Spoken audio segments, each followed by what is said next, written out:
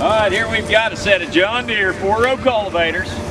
I know they don't have a lot of paint on them, but they are very straight. It's got the Tine spring shank with the rolling fenders. And these are getting hard to find. They've junked a lot of these. A lot of these are out of the country. This is a good tight set. It's got the rolling cultivators. Kind of original paint, so it's got some surface rusty looking surface rust, but got the sweeps right on it with the springs.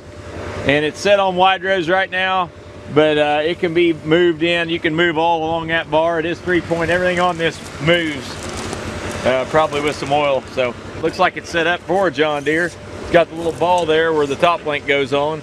So it's probably been on a John Deere its whole life. So the center of the rows are sitting on like 38 inches.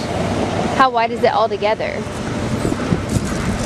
The whole bar width, in case you want to go wider or narrower, the whole bar width is 164 inches, 13 foot 8 inches wide, total width. There are a couple little cracks in these little rubber wheels, but all in all, they're pretty good and seem to be held together.